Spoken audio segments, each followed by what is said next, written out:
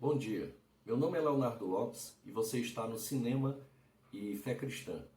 Hoje vamos continuar a série de vídeos que vínhamos fazendo acerca do que diz respeito à questão da redenção, das cosmovisões nos filmes, e a partir do último vídeo falamos então em torno da questão dos mitos e de como principalmente o diálogo entre Tolkien e C.S. Lewis. E hoje vamos continuar todos esses assuntos, sempre buscando mostrar como é possível aproveitar o cinema com liberdade e ao mesmo tempo responsabilidade, no sentido de que seja uma atividade artística que nos seja edificante. E vamos trazer, assim como no vídeo anterior, estamos tratando aqui utilizando como referência principal o livro de Brian Godawa, Cinema e Fé Cristã, que é um livro bem rico, vasto, em termos de informação, de conteúdo, em termos de reflexões, trazendo as cosmovisões e uma série de filmes também, exemplificando, e é o livro escolhido então como referência principal aqui dessa série sobre cinema. Lembramos ainda que temos aqui no canal aquele que é o carro-chefe, porque diz respeito mais à minha formação acadêmica, que é o Filosofia e Fé Cristã.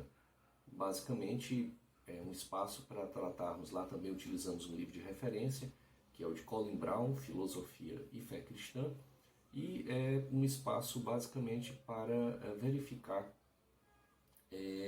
como pensamentos, escolas, tradições filosóficas se aproximam ou se distanciam da verdade revelada, da verdade bíblica, da verdade cristocêntrica, da teologia da cruz.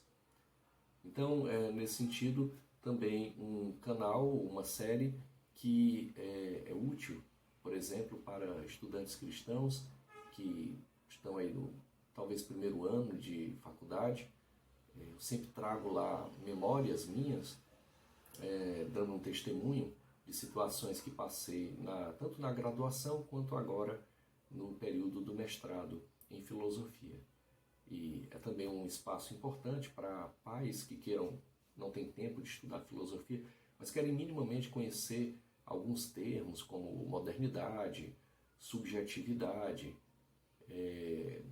contingência, universais, enfim, os conceitos filosóficos básicos, escolas, pensadores, alguma informação sobre um autor como Agostinho de Hipona ou Nietzsche, enfim, até para verificar o que o filho anda aprendendo na escola ou ajudar a fazer uma tarefa de casa.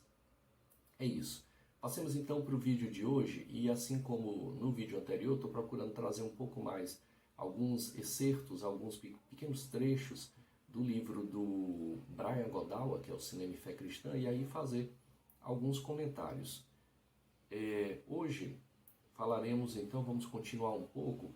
No vídeo anterior trouxemos um vídeo de 8 minutos em que tem um diálogo entre o Tolkien e o C.S. Lewis, uma evangelização do Tolkien ao C.S. Lewis, e que é interessante porque vem bem ao encontro aqui do que propagamos aqui no canal, nesta série sobre cinema. O C.S. Lewis era ateu e ele era um professor universitário e era muito ligado à mitologia, um profundo conhecedor das tragédias gregas, do mundo clássico, greco-romano, enfim. Ele tinha todo um conjunto de informações e reflexões em torno dessas vivências, principalmente literárias, do mundo clássico. E o Tolkien, ele aproveitou justamente esse mote para fazer a evangelização, né? Ele desconstruiu a noção de mito e a noção já moderna, que estava muito arraigada no C.S. Lewis, em torno de um antropocentrismo radical, de um materialismo exacerbado, e o Tolkien, muito habilmente, ele desconstrói. Eles eram muito amigos, o Tolkien e o C.S. Lewis, e o Tolkien habilmente ele desconstrói e vai quebrando ali com a palavra de Deus essas resistências materialistas do C.S. Lewis. Esse áudio de hoje ele é um pouco extenso, então eu vou dividir em duas partes.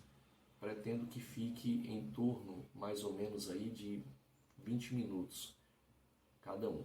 Vou me esforçar para que não fique muito extenso, para que possa ser melhor visto. Com relação ao vídeo que trouxemos no áudio anterior, que é esse diálogo entre o Tolkien e o C.S. Lewis, embora venhamos a falar, talvez não nesse vídeo, mas no outro, mas já adianto que não vou mais trazer o vídeo, porque são 8 minutos e é por uma questão de economia de tempo mesmo. Mas quem quiser pode assistir o vídeo anterior, se não me engano é o vídeo 8, e lá tem a passagem completa. Então vamos lá. Vamos trazer aqui um primeiro excerto, um primeiro trecho. Eu vou passar a leitura e depois a gente vai fazer um comentário, ou no momento da leitura eu já vou fazendo um comentário mesmo. Quem quiser acompanhar, no livro do Brian Godawa, Cinema e Fé Cristã. Então vamos lá, vou passar a leitura. Um passado tão remoto quanto 1963, o famoso antropólogo Mircea Eliade declarou: personagens de história em quadrinhos são uma versão moderna de heróis mitológicos ou folclóricos. A proliferação de histórias em quadrinhos que acabam sendo adaptadas para o cinema é um sinal de que existe uma fome contemporânea pelo culto aos heróis, desejo de redenção por meio dos atos salvíficos de uma divindade. Então vamos comentar aqui, né? Ele está falando sobre o antropólogo Mircea Eliade, e o comentário deste antropólogo é que existem personagens de histórias em quadrinhos enquanto uma versão moderna de heróis mitológicos ou folclóricos. Isso é muito claro e isso é muito evidente. Quando nós vemos certos personagens, como por exemplo o Superman, com todos os seus poderes, com toda força, com toda magnitude de ação contra o crime, e todas as reflexões que isso pode nos ocasionar, nós vemos ali claramente uma figura quase que do panteão grego, né?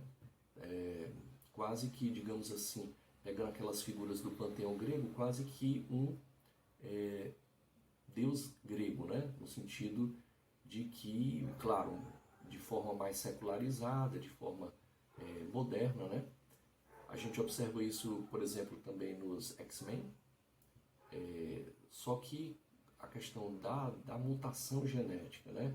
Quer dizer, você mantém a mesma estrutura que é muito similar à estrutura, por exemplo, do panteão grego ou do panteão romano, mas, nesse caso, o mito sofre uma transformação e uma adaptação, aquilo que nós falamos, né? Na cosmovisão, quando tratamos em vídeos anteriores da questão da cosmovisão e da questão da redenção. Toda história tem um processo redentivo. Só que esse processo de redenção, ele está intimamente relacionado com um pano de fundo maior, que é a cosmovisão. No caso dos X-Men, por exemplo, o mito é transformado em dimensões da evolução, da mutação genética, etc. Mas, ainda assim, são mitos modernos, né? Quer dizer, nesse sentido, nós não estamos tão distantes, quer dizer, tratamos disso no vídeo anterior, nós nos dizemos tão tecno-seculares, mas, na verdade, não estamos tão distantes daquele tempo, não. E, muito bem, ele fala aqui do culto aos heróis, eu botei aí uma interrogação e marquei porque esse limite do que é o herói e de quem é o anti-herói, ele não está mais tão claro, não. Eu não trouxe aqui, não iria ficar muito grande o vídeo, mas o Brian Godawa, no livro dele, ele fala, por exemplo, de como os westerns, os faroestes, ou como ficou aqui conhecido no Brasil, os filmes de Bang Bang, né? Eles tinham ali a figura do mocinho e do vilão muito claras, né? Mas depois ele vai citar, o Godawa cita no livro dele, alguns cineastas que questionaram essa visão exploratória, tratando como algo exploratório. Quer dizer, fizeram uma crítica em torno da expansão, né, da questão da invasão, por exemplo, de terras indígenas, algo desse tipo, e aí mostrando que aqueles que se consideravam como heróis, na verdade, podem vir a ser anti-heróis, na verdade, né? Não seriam os heróis. Então, essa visão, esse limite, essa demarcação, essa linha que separa digamos assim, o mocinho do vilão, não é mais tão clara. É preciso analisar, você precisa parar, às vezes, para pensar mesmo o que o autor quer fazer em torno disso. Mas, de qualquer forma, permanece, como ele fala aqui, esse desejo de redenção por meio dos atos salvíficos de uma divindade. Isso observa-se muito nos heróis. Eles passam meio que encarnar aquela visão divina que vem para salvar. O Superman podia ter salvado seu filho. Então vamos passar um pouco adiante. Vamos aqui a um segundo trecho. Vou passar logo a leitura.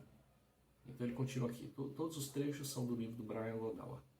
Então ele diz, vou passar a leitura. Magneto tem o poder de controlar os metais. O aspecto espiritual dessas habilidades foi secularizado, reinterpretado pelo mito evolucionário como resultado da mutação. Foi o que acabamos de falar, né? O mito permanece, as estruturas fundamentais do mito permanecem, mas ele acaba sendo metaforizado, secularizado em uma forma mais tecnológica, uma forma mais científica, mais adaptada à moda da época, digamos assim, né? E a moda de nossa época é basicamente cientificista, né?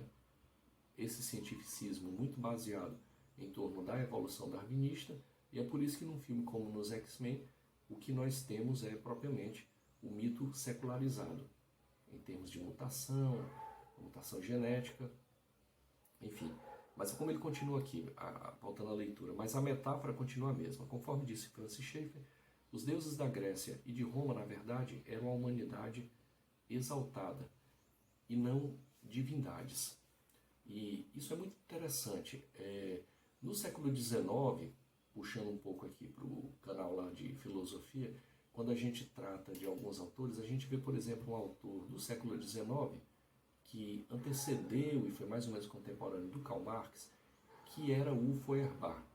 E para o Feuerbach ele lança muito a noção de que a religião é importante, mas a religião é algo imanente aos próprios homens.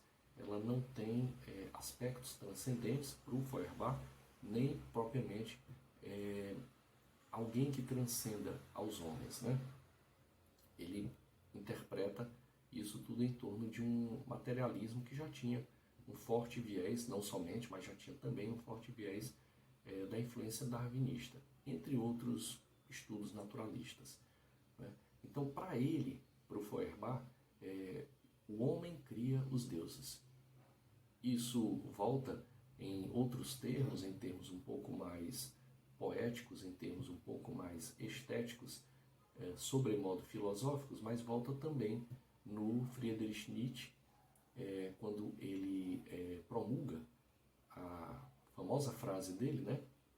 Frase de Nietzsche, Deus está morto, e com isso ele estava reelaborando essa tese de Feuerbach, que era, na verdade, não só do Feuerbach, mas uma tese corrente e que teve forte influência também no marxismo, que é a tese do materialismo histórico dialético, que o Nietzsche enxerga de outra forma, mas tudo, na verdade, gira em torno de uma só questão. Os deuses teriam sido criados pelos homens. O Francis Schaeffer, falei isso tudo para chegar no Francis Schaeffer, que é o que é citado aqui pelo Brian Godawa. O Francis Schaeffer, ao contrário, era pastor, teólogo, calvinista e pensador, filósofo.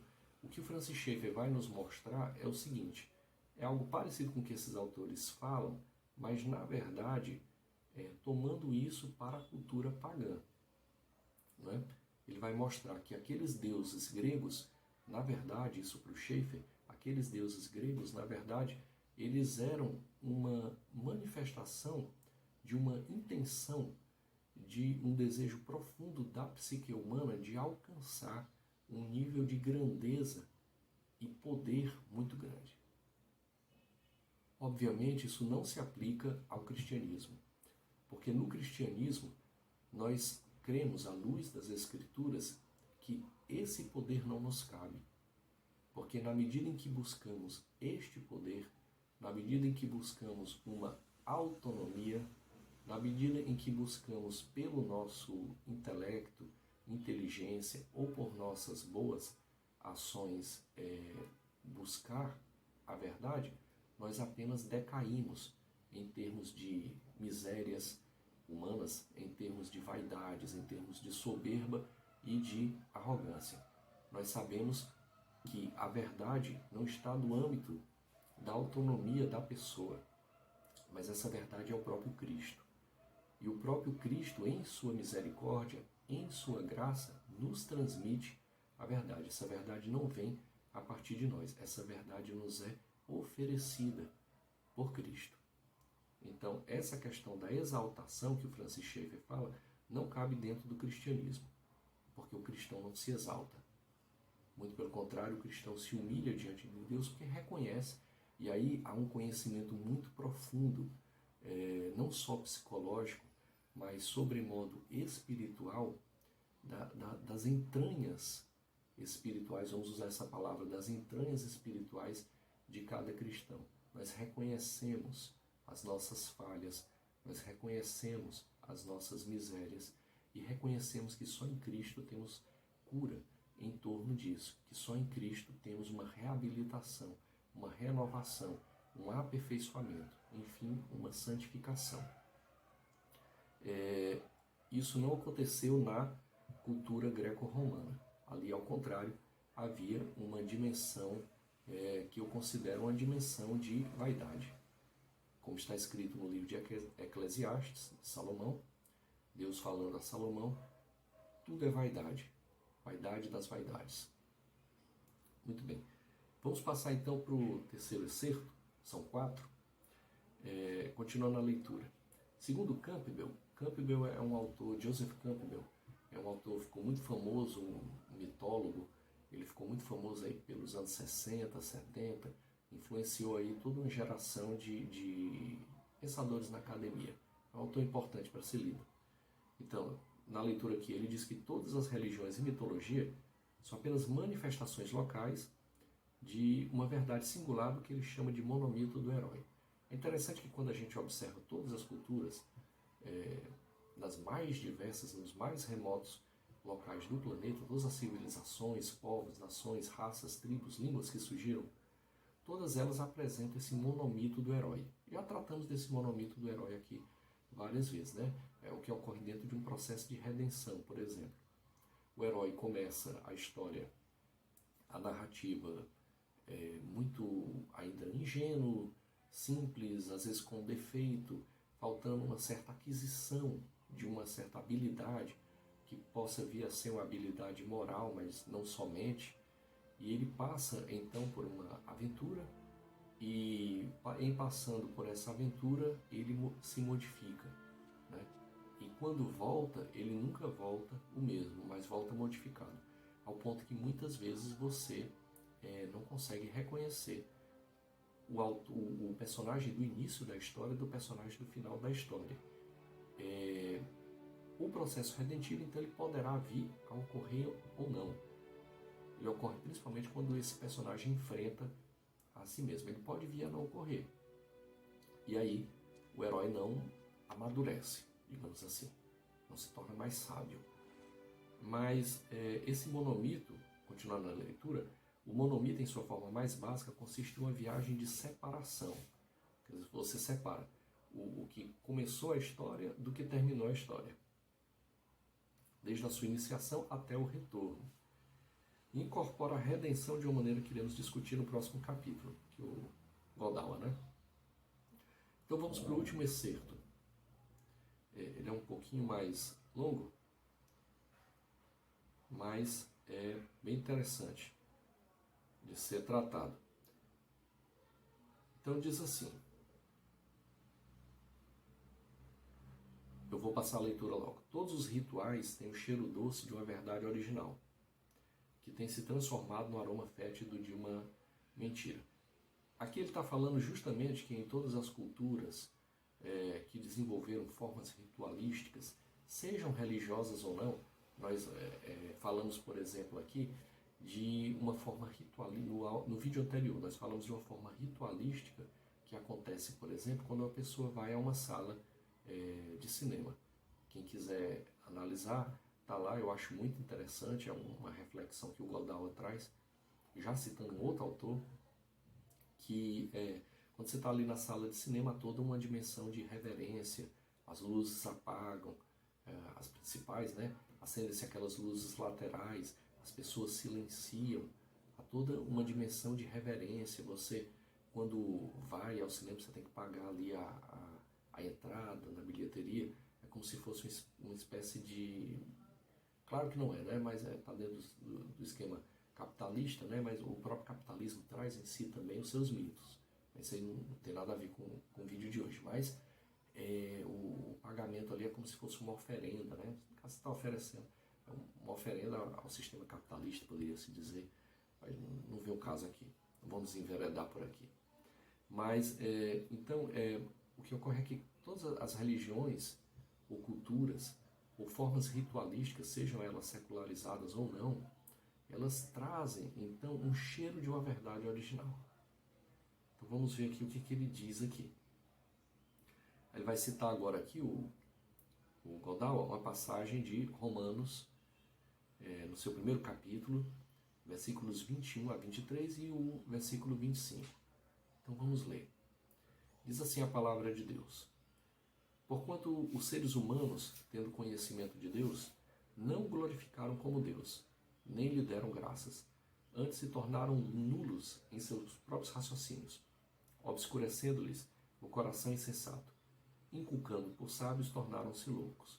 Essa loucura ocorre justamente porque o ser humano, que é feito à imagem e semelhança de Deus, como diz aqui o apóstolo Paulo de Tarso, quer dizer, já tendo conhecimento de Deus nos seus corações, isso é dito no Antigo Testamento, e na mesma carta aos Romanos, um pouco mais à frente, Paulo vai tratar, quer dizer, esse conhecimento está no coração dos seres humanos, né? Ele já está, quer dizer, às vezes a gente vê aquela frase famosa do Kant, filósofo Immanuel Kant, dizendo, não me lembro bem da frase agora aqui, mas dizendo que algo como a verdade metafísica no céu estrelado, mas ao mesmo tempo presente no coração, algo em torno disso.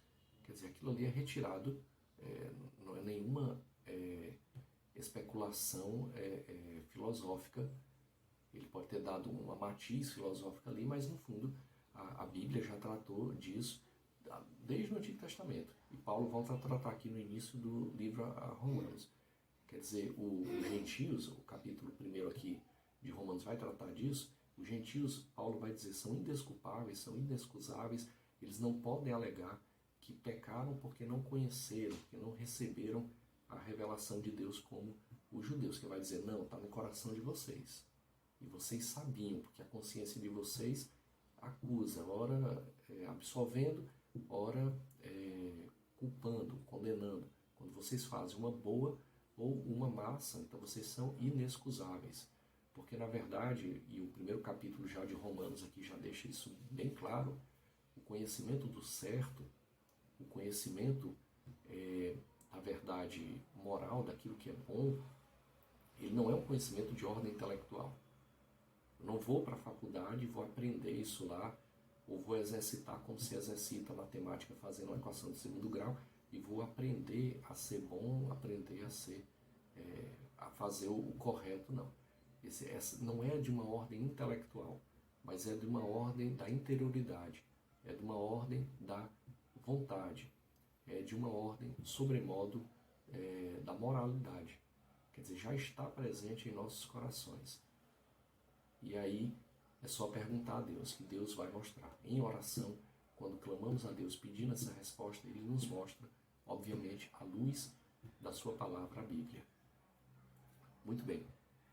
Então, como diz aqui, inculcando-se por sábios, tornaram-se loucos. E aí qual é o resultado? O resultado é este, ó, mudar a glória de Deus incorruptível em semelhança da imagem de homem corruptível. Então, quer dizer, afastando-se de Deus, esses sábios que se tornaram loucos, eles passam então a mudar a imagem e semelhança, que era a imagem e semelhança de Deus, mas eles passam a tornar a imagem e semelhança do homem corruptível. E aí passam a adorar esse homem corruptível. Esse homem corruptível, ainda no nível, propriamente, no nível da consciência, no nível do pensamento, no nível mental, no nível do espírito, ainda em dimensões espirituais, ligado a Deus. Mas já se desligando porque passa a não mais adorar a Deus, mas adorar a outros homens.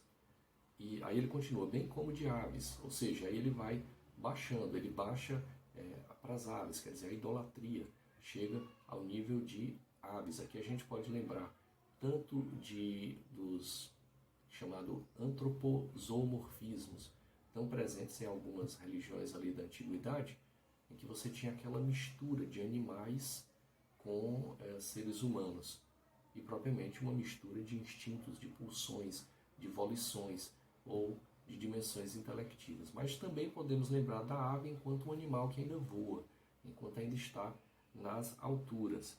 Mas aí ele baixa também, né, como diz aqui, de quadrúpedes, quer dizer, aí ele já baixa do nível do voo das aves para o nível propriamente da terra, dos animais que andam em quatro patas, e baixa ainda mais, e répteis, aí já rastejando.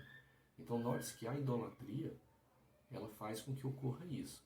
Você vai baixando, como diz a Bíblia, de abismo em abismo, até chegar aos níveis de mais profundeza, de mais vileza, no sentido moral, no sentido de afastamento a Deus, e aí cada vez mais decaindo em termos de soberba e vaidade. Então, continua, pois eles mudaram a verdade de Deus em mentira, a transformação da verdade em mentira. E aí lembremos aqui o que a Bíblia diz, né? Que o pai da mentira é Satanás. E aí continua, adorando e servindo a criatura em lugar do Criador.